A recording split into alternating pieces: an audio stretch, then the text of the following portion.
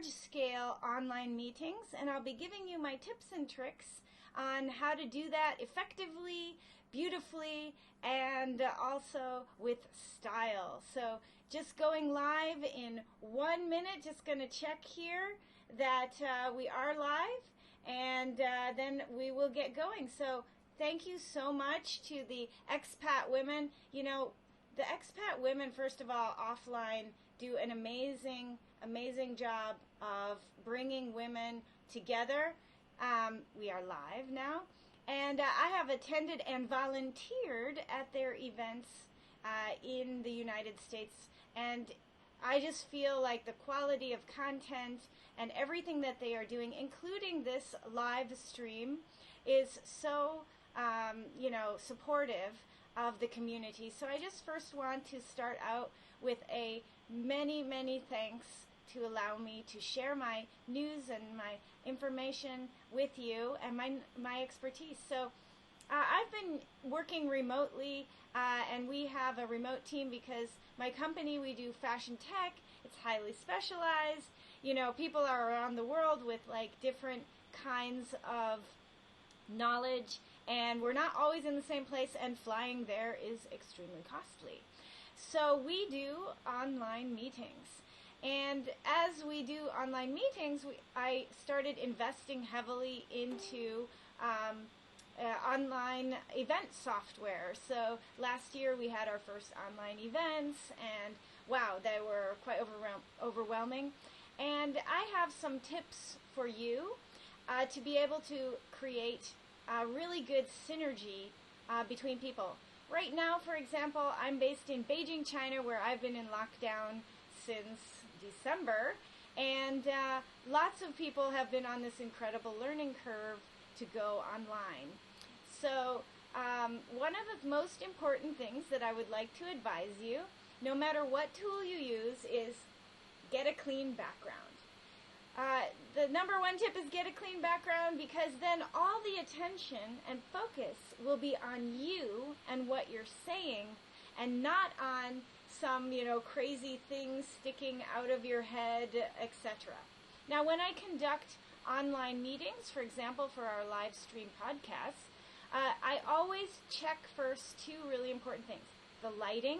Do they have panda eyes? I ask them to go near a window, or I ask them to turn on the light, and I check their background. Is there anything disturbing in the background that will, make people look at that thing rather than look and focus on what the speaker is saying?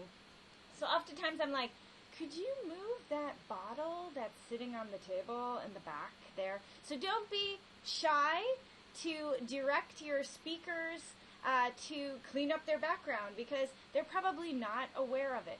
And then also, a lot plays into angling the camera properly. You know how in those documentaries and movies, they always have the person sitting on the couch, and then it's sort of like, the picture on the wall and the lamp, and it's all very harmonious, right? So I try to create a composition, even though, it is an online environment. And yeah, I'll waste a lot of time on that, because in the end, it really contributes to the quality of the message coming across. So the first two tips is either get a clean background, look for things like this that you want to tuck behind your head. You want to just kind of clean up. If there is no background, clear black background, you want to create a composition, and you want to look for things that are like odd or catch your attention or distract you from focusing on what the speaker has to say. Other things are, of course, to have a good sound check, to do a test in advance. And often cases when I'm running large-scale events, what I'll do is that when I'm creating the event program, I will have a live chat, and then I'll have a pre-recorded keynote speech. And I'll stagger them that way so that when I'm going into the, the back end to, remote control all of the speeches, I have some buffer time in between in case there's some technical problems. The other thing is that when you are going to do the test, like I did earlier, right? I ran 2 tests on Expat Women's Facebook page, and I let people know, hey everybody, I'm running a test.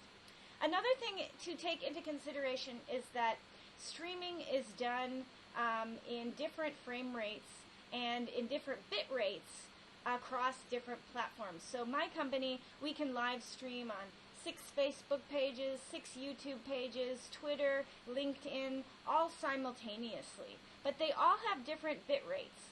So you have to give time when you first come on the live stream of about 1 minute is the recommended amount for the live streams to kind of catch everywhere. And, you know, different people have different ways to do it. I think it's more professional to say, hi everyone, my name is Anina. I'm the CEO and founder of 360 Fashion Network, and we are going live in 1 minute. And when you have different speakers in the different boxes, in advance you prep them in order that everybody goes around and says the same thing. That way, after the live stream is finished, you have a really nice sort of intro, and wherever it is that the live stream is being picked up, people have the opportunity to, you know, sort of come into something that feels really well prepared, right? So just like when you're doing a keynote speech at a big conference, you want to be prepared and you want to prep your speakers to do a great speech. The first online conference that I did that was Diversity Meets Technology, I decided to pre-edit all the videos. I almost died in the process. And a lot of speakers, you know, were not prepared and they made a lot of mistakes, and so I spent so much time editing. And I think that it's really important to prep your speakers and tell them, you know, this is live, you have 20 minutes, please practice your speech, send me your pitch deck by X date, etc., right? And then even get online with them like I did yesterday with Monica Zitri to do a test. Because a lot of times, like Monica was on like a 5G connection from her home and the stream was terrible, right? So we need to figure out how to fix that. So you want to find out also where people will be streaming from. Will it be from a mobile phone? Will it be from a laptop? You want to find that out in advance so that you can talk to them about coming in to a live stream with a strong internet connection. Now, a mobile phone, you know, has a tiny little receiver compared to a laptop, you know, so preferably always the laptop.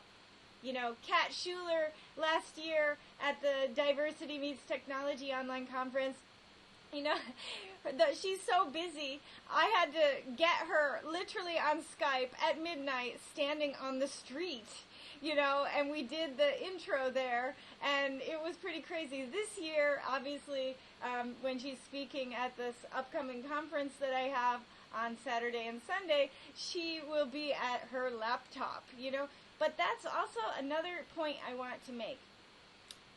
Different speakers at different ages feel more comfortable with different technologies. For example, Kat Schuler likes to live stream from her phone.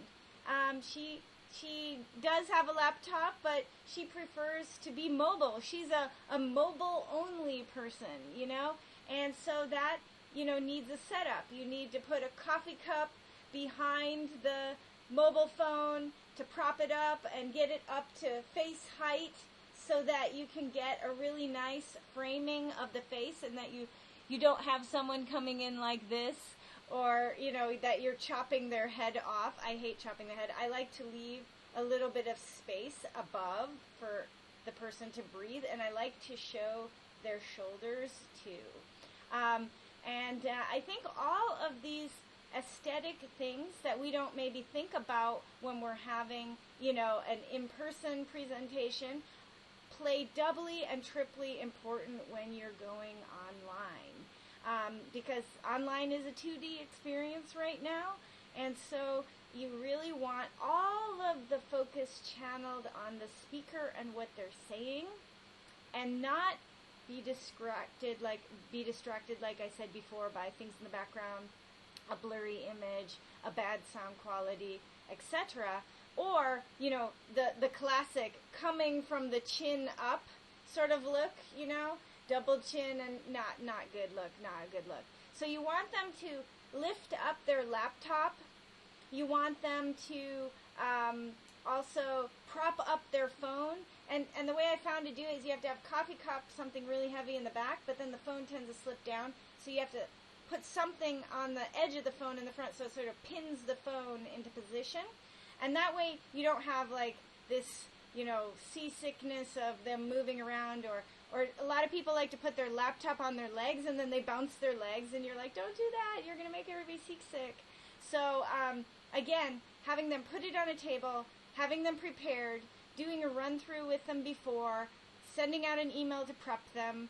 And I prefer to send out actually like a video email where I'm like, hi, my name is Anina. I'm the CEO and founder of 360 Fashion Network. I'm super excited to have you here and, you know, presenting at our online event. I just want to give you some tips: clean background, lift up your laptop, you know, have good lighting. You can like send that out in a really cool short video format, and people tend to watch video better than writing a long email. And then they can watch it, and then they can have these things in mind, because not everybody has experience yet for interacting online. I mean, my company, we've been doing it since the dawn of time, because as I mentioned, being in fashion tech, it's a highly specialized skill. There are people like all over the world with like specialized skills that I need to work with. So having the speakers prepped is incredibly important. If you can even do like a short run through or have a chat with them before, excellent. Now, when you're getting ready to live stream, if you haven't had the call with them, you want to get at least 30 minutes before on, so that if they have something crazy in their background, or if their laptop is pointing up their chin or whatever, you have time to fix that.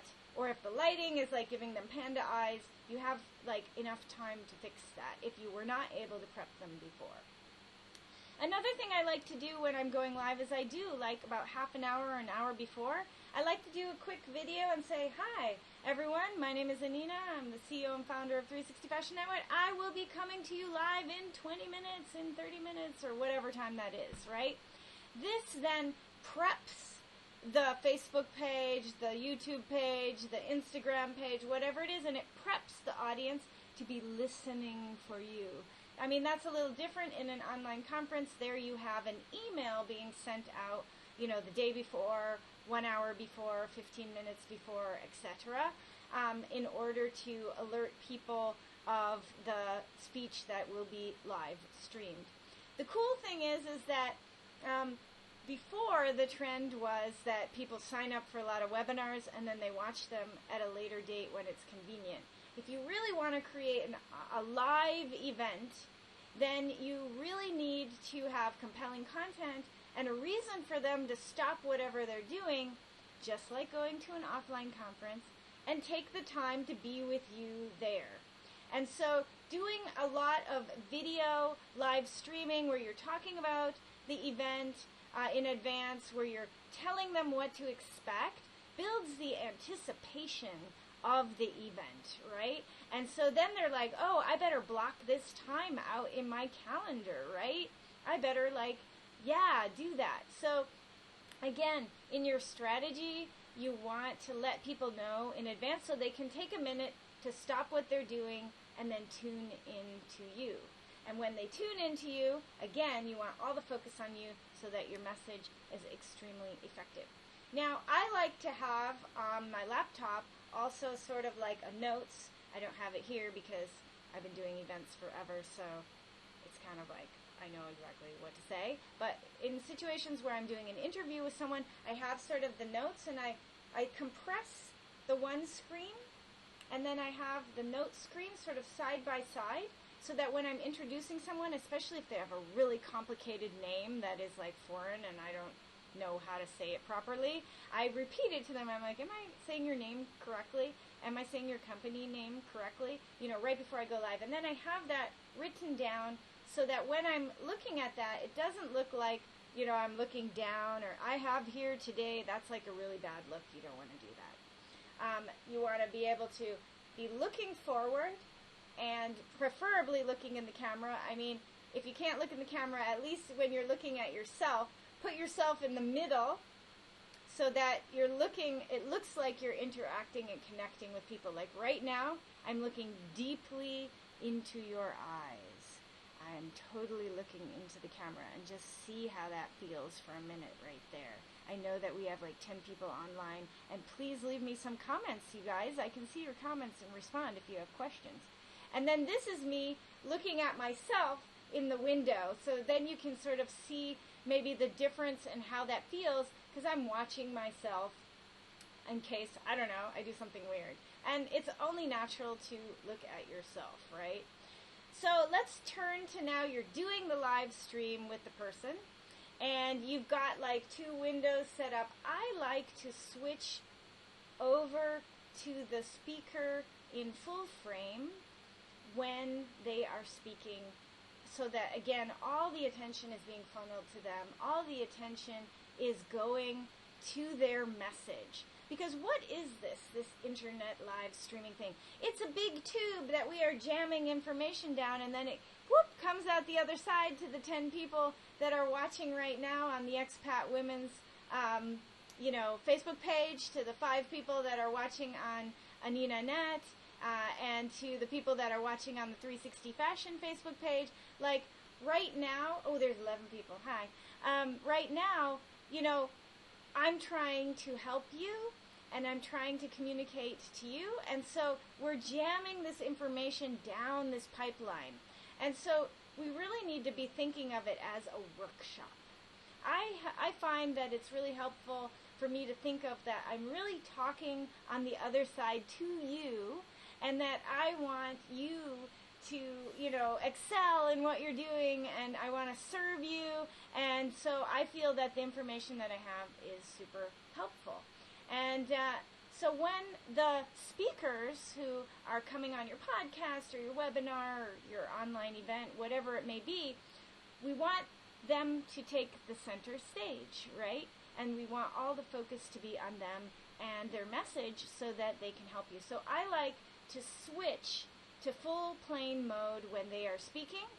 When I have a question, I like to switch to me sometimes, or I like to switch to the 2 of us, then we have a little dialogue.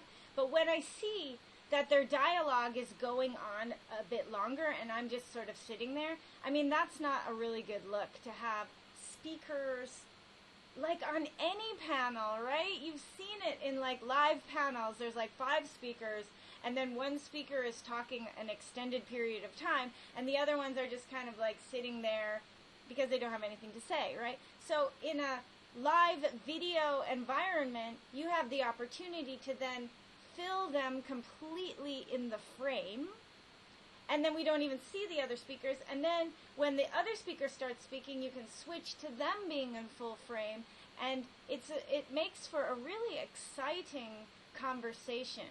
Now, as the moderator, it's extremely important that you take control of the situation. Now, if you're doing a meeting, it's very important that you set the rules of the meeting in advance, right? That you say, hi everyone, my name is Anina, I'm the CEO and founder of 360 Fashion Network. Today we are going to have a workshop on integrating electronics into fashion. Now I just want to go over the rules with you for a minute, which are, number 1, if you have a question, you can raise your hand physically, or you can use the digital tools below and raise your hand there, and then I will call on you, you'll unmute your microphone, and then you can answer, and then I'll remute you, right? So when everybody comes into the meeting, you want to have everybody muted, because people have like crazy background sounds, and like they have, like dogs barking and all sorts of stuff. And I personally use a really cool tool, bit techy, bit hard to use, but it works. It's called Crisp, and the Crisp shuts off all the background noise, and that way only your voice comes through. I find it very helpful tool if people are at home with like screaming kids and stuff like that. Like one day I was with my assistant online, and we were having a talk, and she said, I'm really sorry about these dogs. And I was like, what dogs? And she's like, there's like 7 dogs barking right now. I was like, I don't hear any dogs. I'm like, are you using the crisp? And she's like, yeah, I'm using the crisp. I was like, wow, I don't hear them. So that's the only reason why I know the crisp works.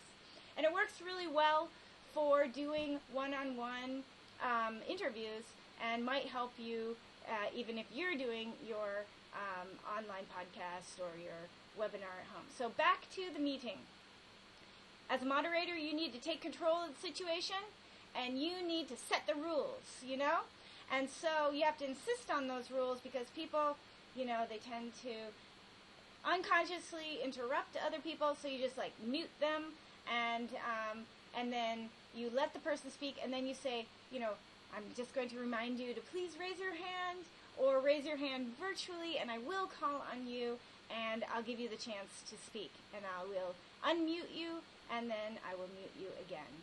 And then it's very helpful to say, Joyce has a question.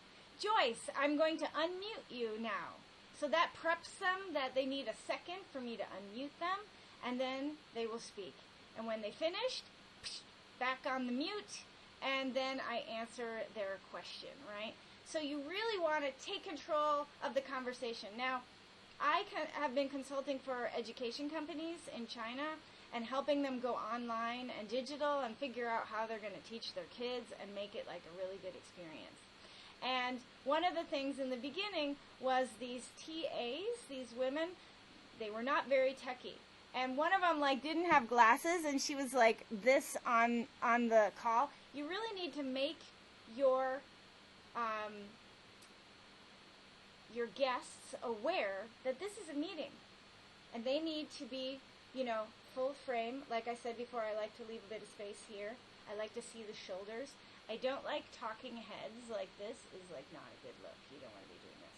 Like, you want people to have a presence and to fully be there. And if you see that they're like moving forward or moving back, you want to notice that you want to get them comfortable. And then you want to ask them to move.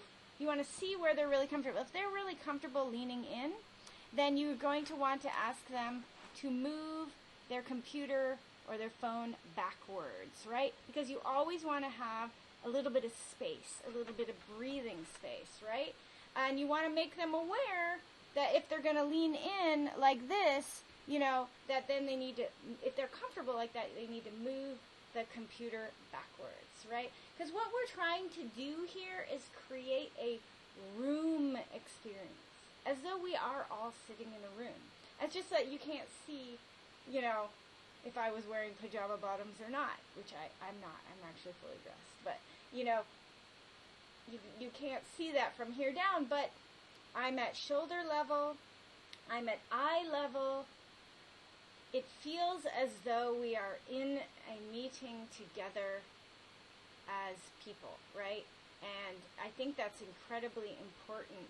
And as technology advances and we start going VR or we go hologram and all of that sort of stuff, like, I think that, again, having this presence in the, you know, in the camera will be more and more important to feel as though we are all sitting in a circle, all sitting in a room, all talking together.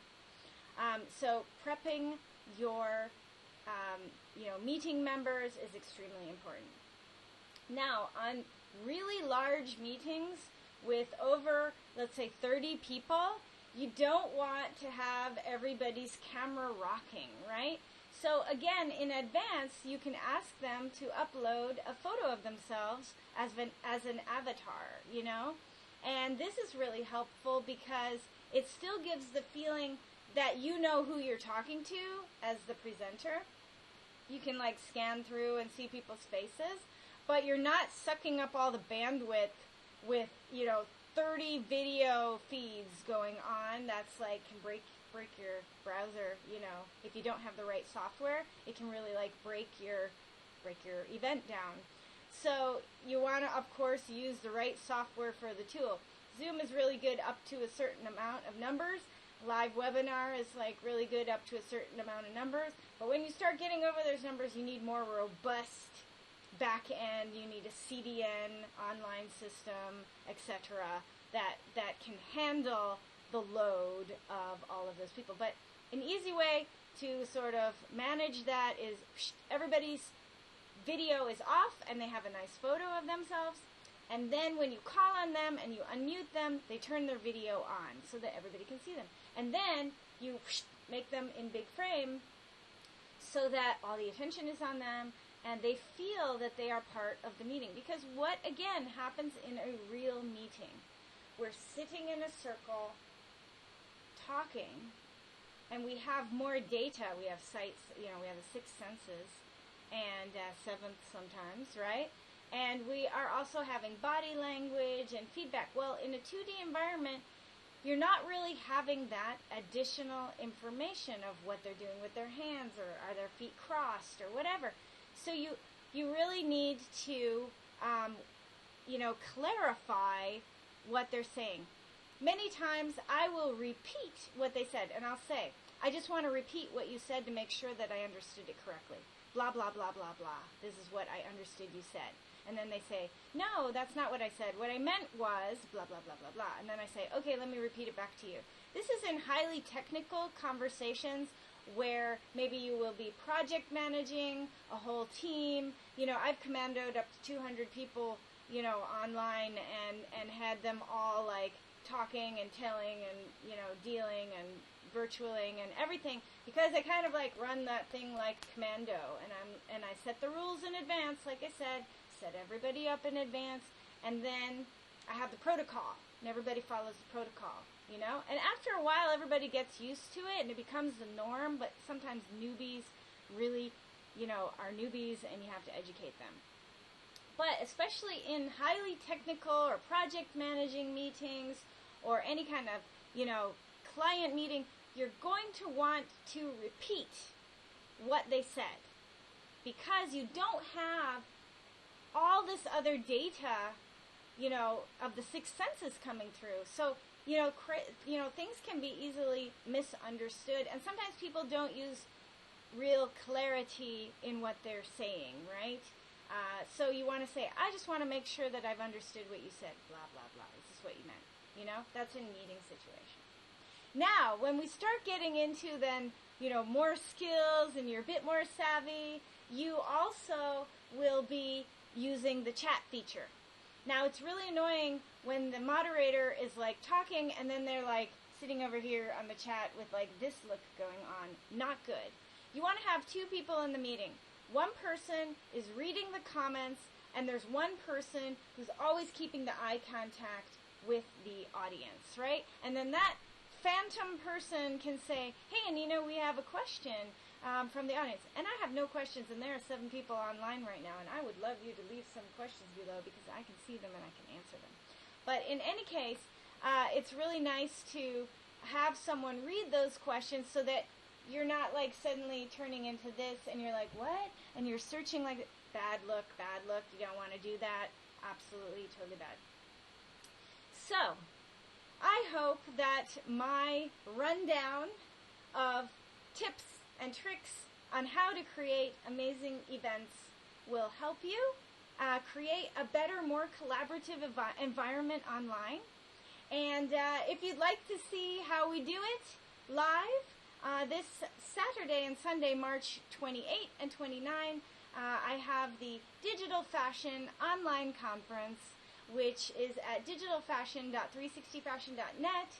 It's a whole conference that I'm doing online with like experts from all over the world, because where we need to be thinking right now in this period is we need to turn our minds to the future. We need to take stock of the facts. Right now, more than ever, people are going online. That's not going to magically go away after this period has passed. No, those skills that people learn to do meetings online, that trust that people have between their companies and their employees to work remotely, it's still going to be there. And all of those people who were not very tech savvy are now knowing how to interact on the internet and can become your customers. So I think there's an incredible opportunity, but we need to have the right tools to meet them at where they're going to want to have a super immersive experience. And so the Digital Fashion Online Conference I created to be able to talk about the tools that you'll need from AI, talk about the 3D and your products, talk about searching more effectively, spending your time more effectively. And also we have so many special guests, I can't even list them all to you. But there's really even ways that you can retrain your workforce to be able to do O2O, online to offline. So I want to say thank you so much to the expat women for allowing me to come on today and share my experience of, so many years of 10 plus years of fashion tech and doing and collaborating online with you. I hope that it will help you to have better, effective, awesome, deep conversations and connections online. And I want to offer you a message of hope. I want you to turn your mind to the future, and please join me at the Digital Fashion Online Conference. It's not just for fashion, but I'm in fashion and tech, so it's my topic. But you can learn so much about the future and how we are going to interact with those customers online. Thank you so much. My name is Anina. I'm the CEO and founder of 360 Fashion Network. You can find us everywhere at 360 Fashion and Anina Net. Thank you. Have a great day. Bye.